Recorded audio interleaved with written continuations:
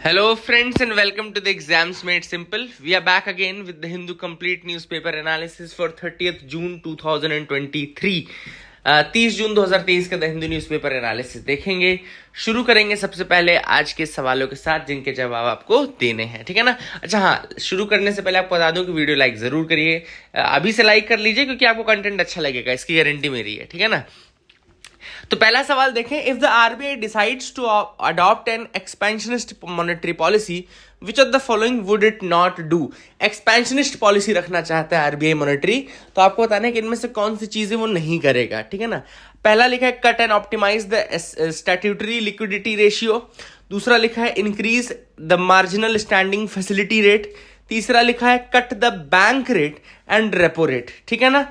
तो अब देखो इसमें अपन एक एक करके देखते हैं क्या क्या चीजें कर सकता है कि नहीं। अब एक्सपेंशनिस्ट पॉलिसी का मतलब ही सिंपल सा ये है कि बैंक चाहता है कि ज्यादा से ज्यादा मनी सप्लाई लोगों के पास तक पहुंचे और ग्रोथ ज्यादा बढ़े, एक्सपेंशन बढ़े, है ना। इन्फ्लेशन से नहीं लड़ना उनको। अब ज्यादा लोगों के पास पैसा कैसे पहुंचेगा, पहला देखो लिखा है एसएलआर कम करेगा। एसएलआर का मतलब क्या होता है, वो रिजर्व कोटे में चली जाती है चीजें, है ना। बैंक अपने लिक्विडिटी रेशियो उनको मेंटेन करके रखना पड़ता है। अब अगर आप एसएलआर कम कर दोगे तो बैंक के पास ज्यादा पैसा बचेगा लोन देने के लिए, तो यस ये चीज तो करेगा ना, है ना, क्योंकि एक्सपेंशनिस्ट पॉलिसी अपनानी है तो पहली तो वो करेगा, ठीक है। तो क्वेश्चन पूछा है which it will not do. तीसरा पढ़ते हैं, ऑप्शन तीसरा कह रहा है cut the bank rate and repo rate. Repo rate cut करने से क्या होगा, रेपो रेट अगर कम होता है तो फिर बैंक ज्यादा पैसा ले सकते हैं आरबीआई से, है ना, कम रेट में, और ज्यादा बाकी फिर लोन में भी घुमा सकते हैं। तो yes cut the bank rate and repo rate, ये भी सही है। दूसरा पढ़ो, लिखा है इंक्रीज द एमएसएफ रेट। अब ये एमएसएफ भी एक तरीके से मतलब लोन लेने की पद्धति है जिसमें बैंक रिजर्व बैंक से ले सकती हैं लोन इमरजेंसी सिचुएशन में। अब अगर एमएसएफ बहुत ज्यादा कर देगा तो बैंक्स तो फिर नहीं ले पाएंगे एमएसएफ को, है ना।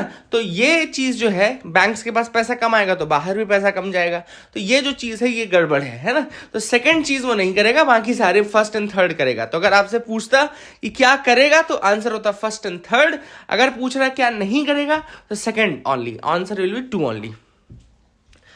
क्वेश्चन नंबर 2 पे आते हैं, which of the following Mughal emperors shifted the emphasis from illustrated manuscripts to albums and to album and individual portrait. तो आपको बताना है कि कौन से मुगल एम्परर ने एम्फेसिस शिफ्ट किया from illustrated manuscripts to albums and individual portrait. The correct answer for this is C, Jahangir, ठीक है ना। Answer will B Jahangir. अब क्वेश्चन नंबर 3 देख लेते हैं। क्वेश्चन नंबर 3 है कंसीडर द फॉलोइंग पेयर्स। अब एक तरफ मूवमेंट लिखा है, अगली तरफ लीडर लिखा है। तो जैसे पहला लिखा है All India Anti Untouchability league, आगे लिखा है महात्मा गांधी। सेकंड लिखा है ऑल इंडिया किसान सभा, आगे लिखा है स्वामी सहजानंद सरस्वती। तीसरा लिखा है सेल्फ रिस्पेक्ट मूवमेंट, आगे लिखा है ईवी रामास्वामी नाइकर। तो आपको बताना है कि इनमें से करेक्टली मैच्ड कितने हैं, how many pairs are correctly matched. Answer is 1 pair, 2 pair, 3 pair only, या none of the above pair. तो इसका करेक्ट आंसर जो है वो है all the 3 pairs are correctly match, तीनों ही सही मैच है। All India Anti Untouchability League की स्टार्ट महात्मा गांधी ने की थी, ऑल इंडिया किसान सभा की स्टार्टिंग स्वामी सहजानंद सरस्वती ने की थी, सेल्फ रिस्पेक्ट मूवमेंट में ईवी रामास्वामी नाइकर थे। काफी इंपॉर्टेंट है ये सारी, ठीक है ना। आगे मूव करते हैं, न्यूज आइटम्स में आते हैं, देखते हैं और क्या इंपॉर्टेंट है। पहला है ग्रीडफ्लेशन। What is greedflation? तो greedflation simply refers to a situation where corporate greed fuels inflation. जब corporate greed जो होती है उस कारण से जो इन्फ्लेशन होता है, that is known as the greedflation, ठीक है ना। तो it is not related to the wage price spiral, मतलब यहाँ पे सप्लाई और डिमांड वाला जो वो वेजेस एंड प्राइजेस वाला स्पाइरल नहीं होता, it is the profit price spiral that drives the inflation. Profit, क्योंकि कॉर्पोरेट को प्रॉफिट चाहिए, और कॉर्पोरेट को प्रॉफिट कैसे मिलेगा, जब वो ज्यादा से ज्यादा प्राइस बढ़ाते जाएंगे प्रोडक्ट्स की, एंड ऑब्वियस सी बात है।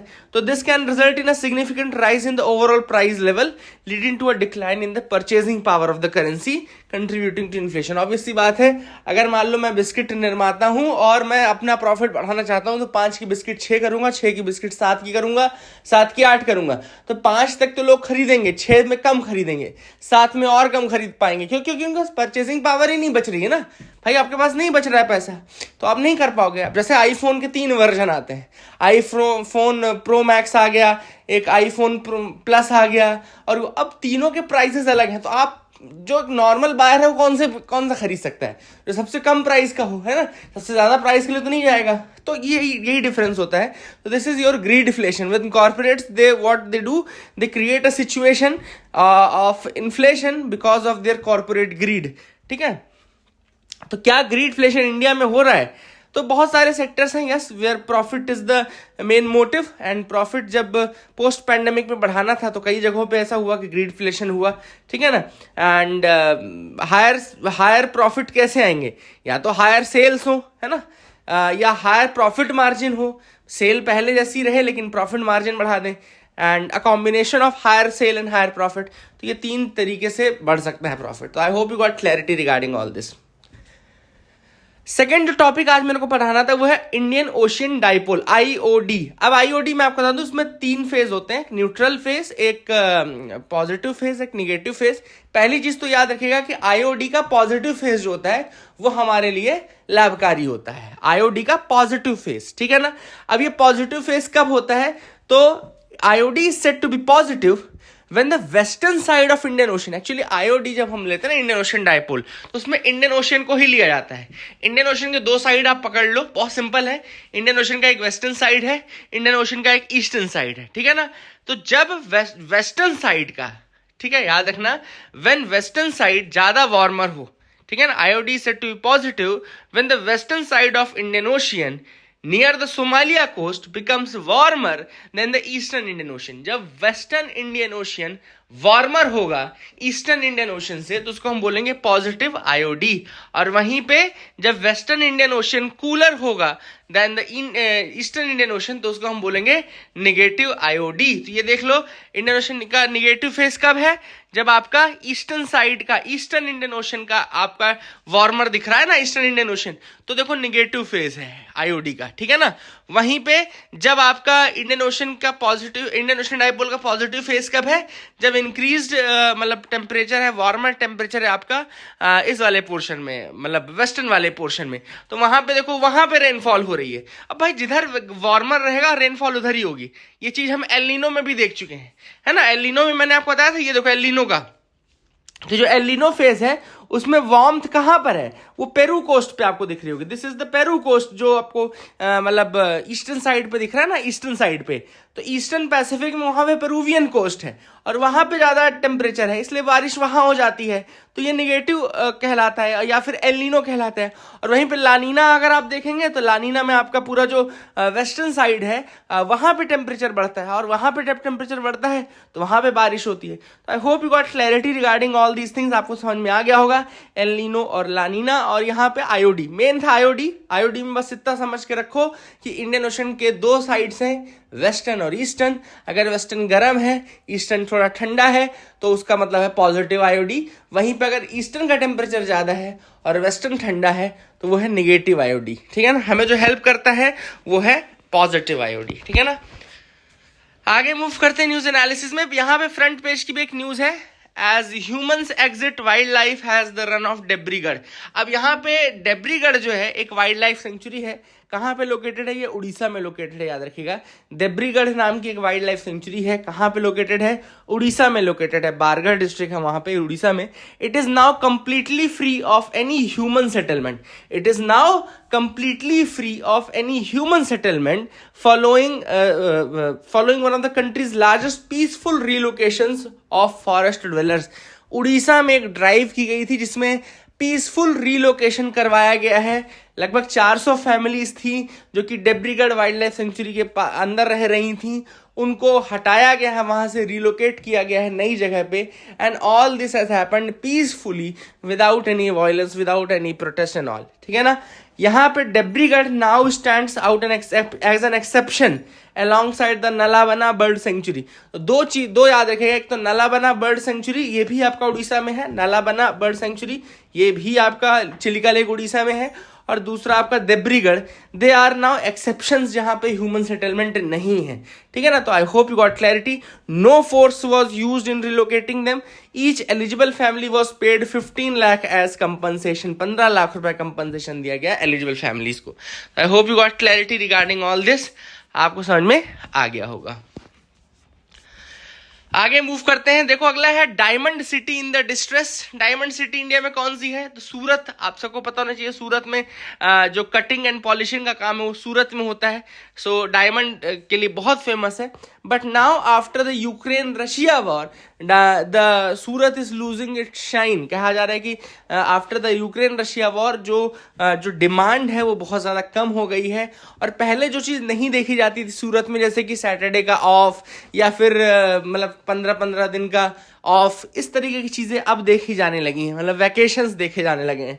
तो Surat is very important, it is a very important industrial and trading centre as well. आप सबको पता है कि East India Company set up its first factory in the 17th century. ये सूरत में ही की 1608 में आई थिंक, है ना। तो it is now the hub of diamond processing industry. Surat is now the hub of diamond processing industry. And अभी जो नवंबर 2022 के बाद, मतलब जो यूक्रेन रशिया वॉर के बाद देखा गया है कि the factories have implemented staggered and reduced working hours. जो फैक्ट्रीज हैं उन्होंने रिड्यूस्ड वर्किंग आवर्स अडॉप्ट कर लिए हैं। एंड उसका रीज़न ऑब्वियस सी बात है यही कि जब डिमांड ही कम रहेगी तो फिर अपन इतना ज़्यादा लेबर लगा करके तो फिर अपना ही लॉस करेंगे ना।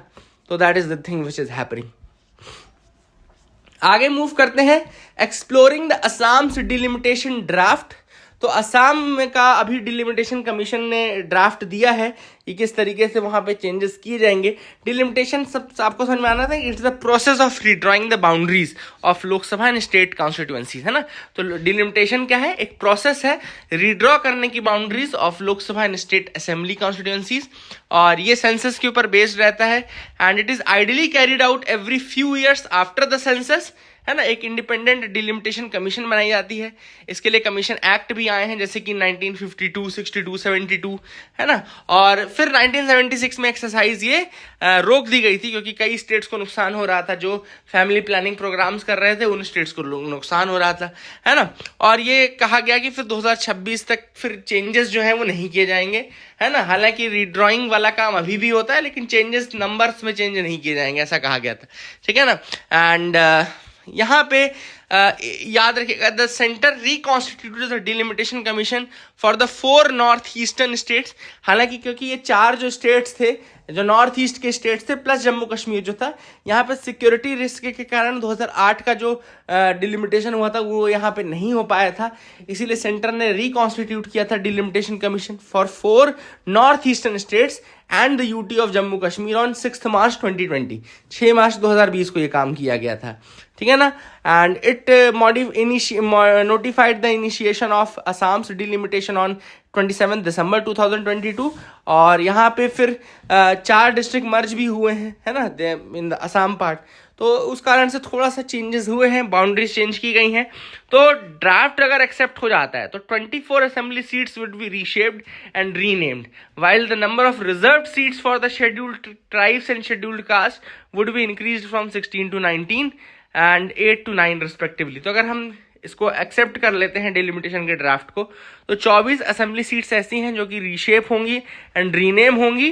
एंड जो नंबर ऑफ रिजर्व सीट्स हैं scheduled caste and scheduled tribes के, वो इंक्रीज हो जाएंगे फ्रॉम 16 to 19। मतलब शेड्यूल्ड ट्राइब्स के लिए 16 से 19 हो जाएगी बढ़ के सीट्स, और शेड्यूल्ड कास्ट के लिए 8 से 9 हो जाएंगी सीट्स, ठीक है ना। एंड सीट्स हालांकि जगह जरूर होंगी, मतलब उनकी जगहें चेंज हो जाएंगी, है ना। It will change the places कि number I think overall same रखा गया है। बहुत सारे एथनिक ग्रुप हैं जो अपोज कर रहे हैं, जैसे कि होम्स आर डिसअपॉइंटेड क्योंकि पहले जो नंबर ऑफ असेंबली सीट्स थी वो ईस्टर्न असम में ज़्यादा थी एंड वेस्टर्न असम में कम थी। वहीं पे अब अगर आप देखेंगे तो ईस्टर्न असम में रिड्यूस हो गई हैं seats and increase in the western Assam. Western Assam में बढ़ गई हैं सीट्स एंड वही थोड़ा एथनिसिटी का वो किया गया है, देखा गया है कैलकुलेशन। थोड़ा पॉलिटिक्स भी हो सकती है थोड़ा बहुत, तो all this things can be there, है ना। बस मैं आपको बस ओवरऑल एक्सरसाइज बताना चाहता था, बहुत ज़्यादा अपने को डिटेल में नहीं आना कि क्या क्या हुआ है, लेकिन ये इंपॉर्टेंट है। अगला है the open market sale scheme for wheat and rice. Open market sale scheme क्या है मैं आपको बता दूं। Under the open market sale scheme FCI यानी कि जो फूड कॉर्पोरेशन ऑफ इंडिया है वो टाइम टू टाइम क्या करता है, सेल करता है surplus food grains from the central pool. एक तो उनका सेंट्रल पूल रहता है जहाँ पे वो फार्मर से प्रोक्योर करके रखते हैं अपना पूरा, है ना, गेहूं चावल जो भी है वो अपना फार्मर से प्रोक्योर किया और उनको रख लिया, ठीक है, एक जगह इकट्ठा करके। अब क्या करते हैं, टाइम टू टाइम एफसीआई यानी कि फूड कॉर्पोरेशन ऑफ इंडिया क्या करेगा, इस सेंट्रल पूल से उसको बेचना शुरू करेगा, व्हीट एंड राइस को ओपन मार्केट में, ठीक है ना। अब वो ट्रेडर्स हो सकते हैं, बल्क कंज्यूमर्स हो सकते हैं, रिटेल चेन वाले हो सकते हैं, वो प्री डिटरमाइंड प्राइसेस पे खरीद लेंगे, ठीक है ना, गेहूं चावल। And FCI does this through e auctions. हाँ, ई ऑक्शंस के माध्यम से होता है, where open market bidders can buy specified quantities, है ना। तो यहाँ पे मार्केट बिडर्स जो रहते हैं वो स्पेसिफाइड क्वांटिटीज खरीद सकते हैं, ठीक है। And states are also allowed to procure food grains through the OMSS। याद रखिएगा, स्टेट्स जो हैं they are allowed to procure food grains through open market sale scheme. States भी खरीद सकते हैं without participating in the auction, है ना, अपनी नीड के हिसाब से they will get from the central pool. हाँ, बस अंतर ये किया गया है इस बार जो अगला होने वाला है ये आपका ओपन मार्केट सेल, उसमें पहले क्या था कि पहले ऐसे लिमिट नहीं लगाता था एफसीआई की कौन कितना खरीद सकता है। पहले 3000 मीट्रिक टन तक अलाउड था। अब जो है वो लिमिट लगा दिया है कि अब 10 से 100 मीट्रिक टन के बीच में ही वो अलाउ करेगा ताकि ज़्यादा से ज़्यादा लोग खरीद पाएं, ठीक है ना। स्मॉल एंड मार्जिनल बायर्स जो हैं वो और बढ़ पाएं, इस स्कीम के अंदर और ज़्यादा लोग आ पाएं। तो एक ये चीज़ की गई। तो I hope you are clarity. आगे देखते हैं, India and Philippines explore scope of joint sails patrols to boost defence partnership. अब यहाँ पे इंडिया और फिलीपींस बातचीत कर रहे थे कि किस तरीके से रिलेशन को आगे बढ़ाया जा सकता है। तो यहाँ पे जो एस जयशंकर जी उन्होंने कुछ पॉइंट्स दिए हैं इंडिया फिलीपींस के रिगार्डिंग। पहला तो उन्होंने कहा कि भाई मैरीटाइम कोऑपरेशन आप बढ़ाइए एंड इसके लिए हम क्या कर सकते हैं, maritime domain awareness exercises related to maritime domain awareness हम कर सकते हैं। दूसरा, साइबर सिक्योरिटी के लिए, साइबर ट्रैफिकिंग के लिए बहुत ज़्यादा रिलेशनशिप बढ़ाए जा सकते हैं दोनों कंट्रीज़ के बीच में, क्योंकि फिलीपींस के ऊपर भी चाइना का हमेशा अटैक होने की संभावना रहती है। डिफेंस कोऑपरेशन की अगर हम बात करें तो डिफेंस कोऑपरेशन में training exercises, military exchanges, future joint exercises, ये सब किए जा सकते हैं। बहुत ज़्यादा वेपनाइजेशन पे भरोसा नहीं है दोनों का, तो ये एक इंपॉर्टेंट चीज़ है। इकोनॉमिक फ्रंट में फिलीपींस के मार्केट को एक्सप्लोर किया जा सकता है from the Indian point of view. तो all this things have been done. अगला है, India's largest radio telescope plays vital role in detecting universe's vibration. तो यहाँ पे इंडिया का giant metre wave radio telescope, याद रखिएगा पुणे में है, आई थिंक ये, यस पुणे में है, GMRT, India's giant metre wave radio telescope बोलते हैं। It was among the world's 6 large telescopes that played a vital role in providing evidence confirming the presence of gravitational waves using pulsar observations, ठीक है ना।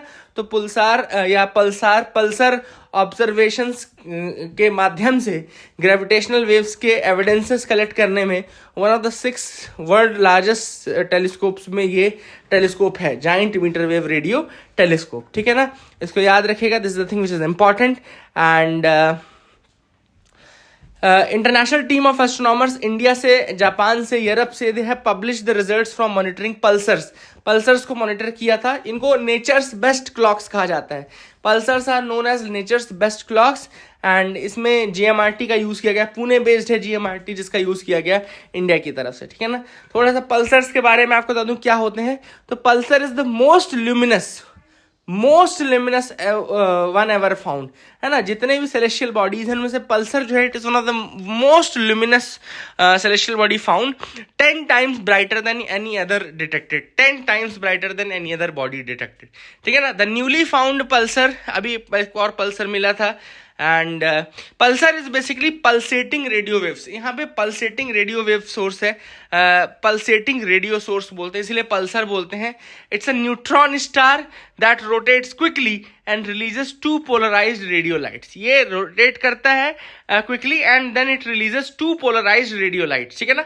Pulsar is basically pulsating radio source, इसीलिए pulsar बोलते हैं क्योंकि pulsating radio source release करता है। इसके अलावा the beam creates unique timing and polarisation signature, unique timing और पोलराइजेशन सिग्नेचर ये लीव करता है। And Pulsars are among the few celestial objects that emit circular polarized lights. ठीक है ना, तो ये कुछ ही ऑब्जेक्ट्स में से हैं जो कि सर्कुलर पोलराइज लाइट रिलीज कर सकते हैं.